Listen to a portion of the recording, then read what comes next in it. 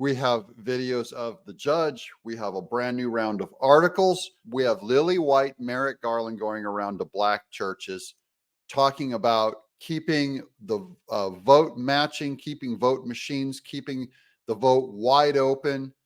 Welcome to Doug in Exile. This is Maze on Twitter. In July of 2022, Fani Willis got caught fundraising for the opponent of someone she was investigating in the election case. The judge gave her a really stern warning, but didn't take her off the case. The system is corrupt. Prepare for this to happen again. So what you're going to see here, we'll get to the judge giving Fani Willis a warning. This is in 2022. Because a judge in Georgia has admonished the Atlanta area district attorney who's investigating Trump's attempts to overturn and steal Georgia's electoral votes. The prosecutor, Fani Willis, is how you pronounce it? Fani Willis is under fire for hosting a fundraiser for a Democrat who's running against one of the targets of her investigation, a state senator who is one of the fake electors. The main thing is Fani Willis as DA is supposed to be neutral, and she's funding the opponent of someone she is prosecuting.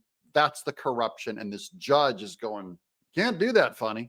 Using the title of your office and having on social media that you, as this political office holder, are holding a fundraiser for the opponent of someone that this political office is investigating.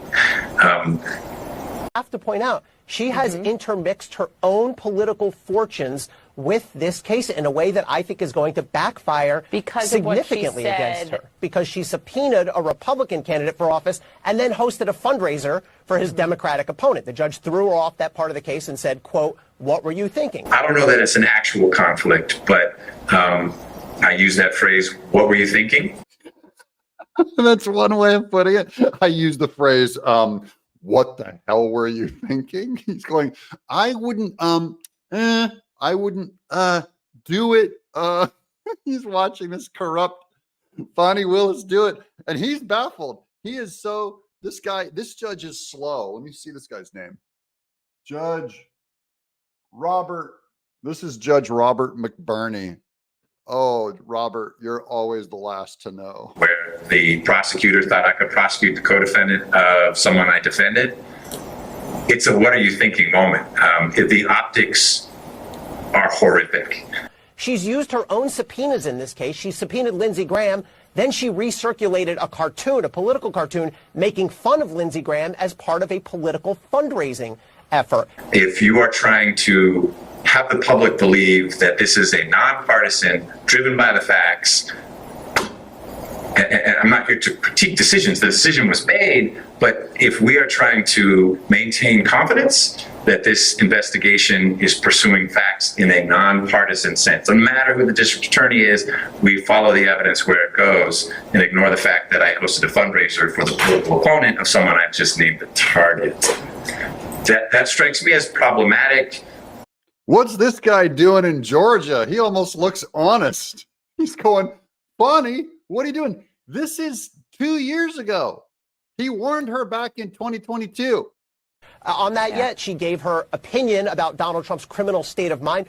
All of this is bad form by a prosecutor. She absolutely does know better, and it's going to be a problem for her when this case comes to fruition. He warned her.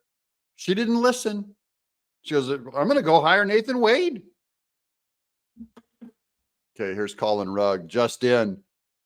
Attorney General Merrick Garland, this is Biden's hatchet man, bag man, tells a group of black people at a Selma church service that he is working hard to halt voter ID laws because they are, quote, "discriminatory, burdensome, and unnecessary." Is a voter ID, can black people handle that?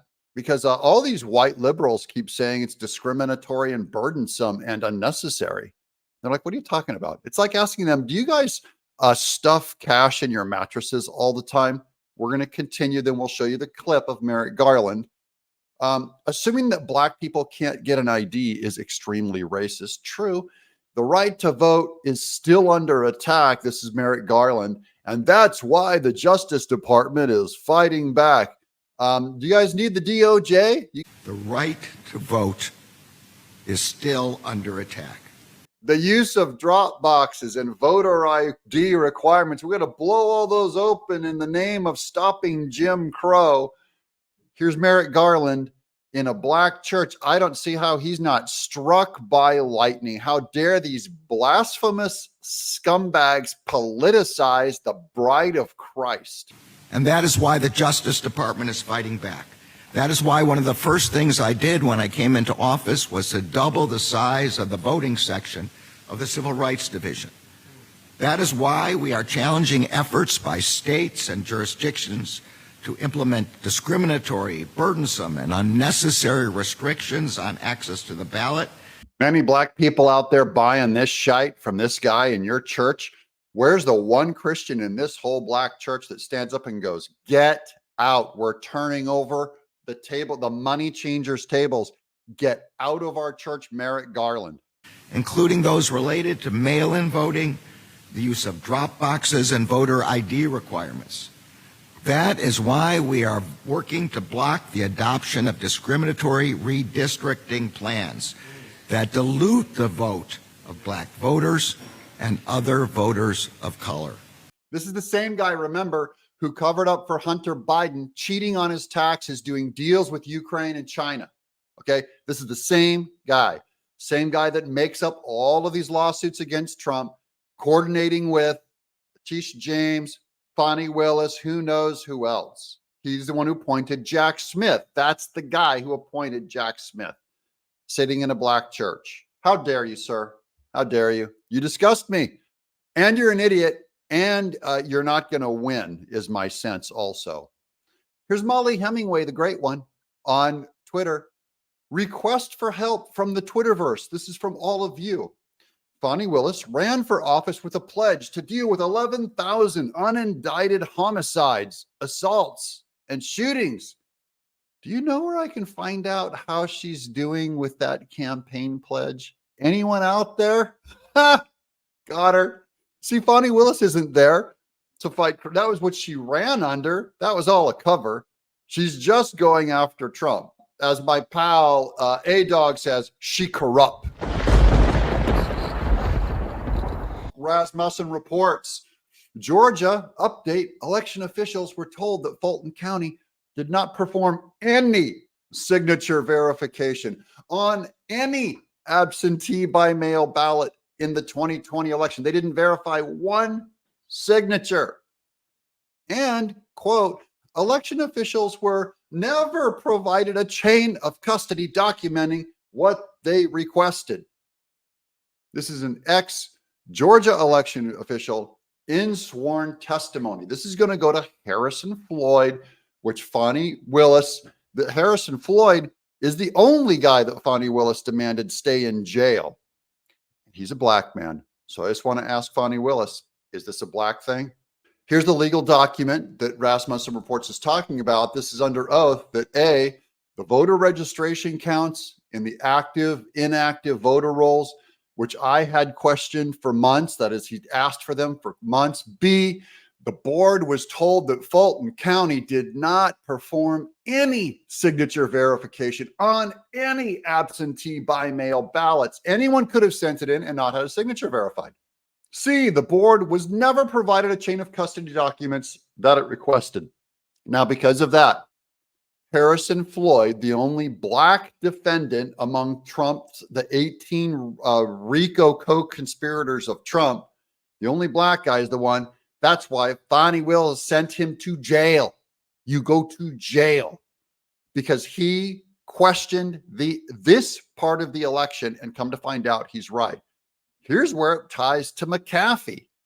McAfee is the one who heard his testimony. Here's Harrison Floyd before McAfee. My understanding is now the Blue Crest sorting and signature verification machine was not working, or No, we didn't use it. They did not use that. not use it. So for the item you're requesting to obtain for the scans of all the outer envelopes, they would have to rescan those again, is what we're hearing. Well, it sounds like they were never scanned to begin with, and so I don't know unless they were scanned. I want the scanned version, Right. that they had on that day. So are there any? McAfee, okay, we have a scanner. So do we have scans? No, we do not have scans. Well, can we get them scanned? no, we cannot get the votes scanned. That was in January of this year.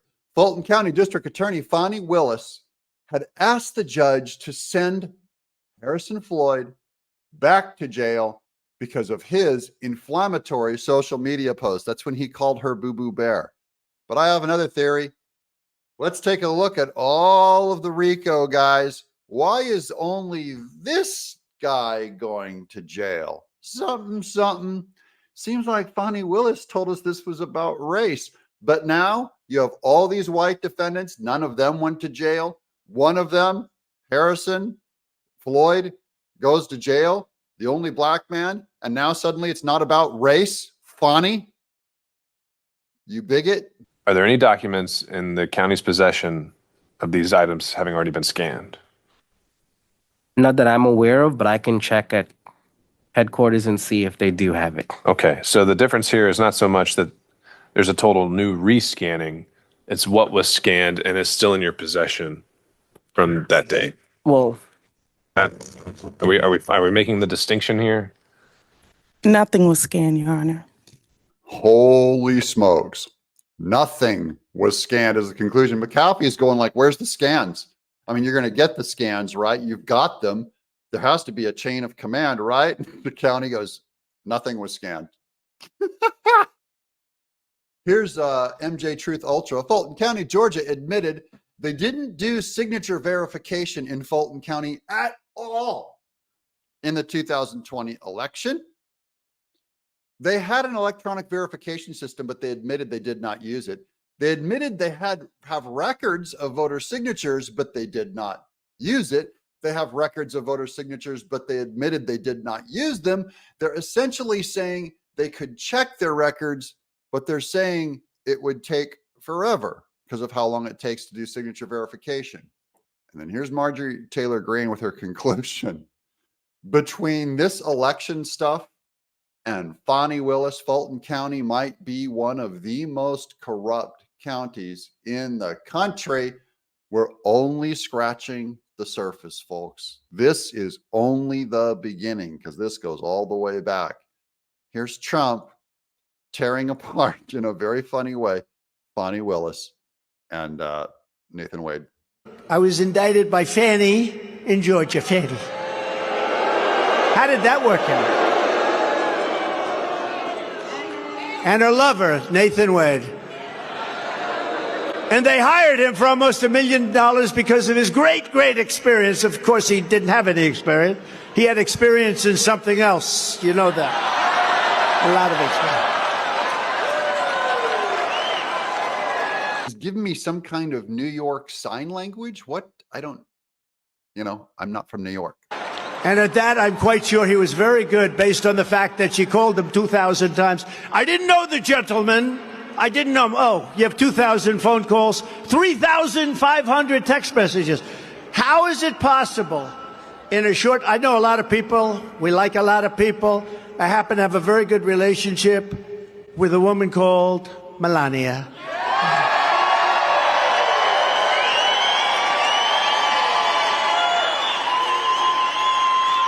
But I would venture to say in all the years that I've known her, I might not have called her 2,500 times. I know I didn't send 3,500 text messages. And I'll let Trump have the last word. We have a lot more news to cover, guys, a lot more Fani Willis stuff. I had to cut a ton out of this episode just to keep it a reasonable length. Thank y'all for watching. Thank y'all for subscribing, my people. I also appreciate your support to Truthville USA. You all came out in droves. Thanks for subscribing to him. Thanks for watching as usual. You guys are changing my life. So that's how big of an impact you are. We're going to keep getting the message out bigger and bigger and bigger. And we're voting Trump back in office this November. I'm Doug in Exile.